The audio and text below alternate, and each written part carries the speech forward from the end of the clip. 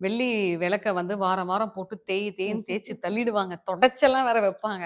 இத வெள்ளிய பராமரிக்கிறதே வந்து ரொம்ப ஒரு டவுட்டா இருக்கு. அது எப்படி மேடம் பராமரிக்கணும்? பராமரிக்கிறது வந்து பார்த்தீங்கன்னா, ஃபர்ஸ்ட்டு விஷயம் நம்மளால முடிஞ்சா எடுத்து தேய்க்கிறது பெஸ்ட்டு. 2வது வந்து நீங்க வெள்ளி எடுத்து விபூதிய வச்சு தேய்ச்சாலே பளிச்சுன்னு ஆயிடும்.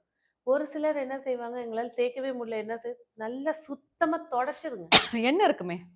தொடச்சிட்டு அது கிளியர் ஆயிடும். நல்லா எண்ணெய போட்டு தொடச்சிட்டு விபூதி போட்டு தேய்ச்சுட்டு தொடச்சிருங்க. தொடச்சு வைக்கிறது ஒரு தன்மை. ஆனா முடிஞ்ச அளவுக்கு அத எடுத்து தேய்க்கிறது தான். தேய்க்கிறது எப்படி இருக்கணும் அப்படின்னு பார்த்தீங்கன்னா, எலுமிச்சம்பழம், கொஞ்சம் கல்லுப்பு, அதோட வந்து கொஞ்சம் சபீனா. இத 3த்தையும் மிக்ஸ் பண்ணிட்டு தேய்க்கும்போது, அது பளபளன்னும் ஆவும். அதுல இருக்கக்கூடிய நெகட்டிவ்னஸும் ரிலீவ் பண்ணி குடுக்கும். ஓகே. ஸோ அந்த மாரி எத்தன நாளைக்கு ஒரு தடவ கழுவணும்? வாரம் வாரம் கழுவலாம். 15 நாளைக்கு ஒரு வாட்டி கழுவுறது பெஸ்ட். ம்ஹ்ம். அப்படி பராமரிச்சா ஓகே. ஓகே. ஏன்னா ஒரு சில பேர் சொல்லுவாங்க, "ரொம்ப தொடச்சு தொடச்சு வச்சா வீட்ல லக்ஷ்மி தொடச்சுக்கிட்டு போயிடும்" அப்படின்னுவாங்க. அதனால என்ன பண்றதுன்னே தெரியலையே! அதெல்லாம் வேணாம். நீங்க நார்மலா உங்களால முடிஞ்ச அளவுக்கு வழிபாடு செய்றது நன்மை ஏற்படுத்தி தரும்.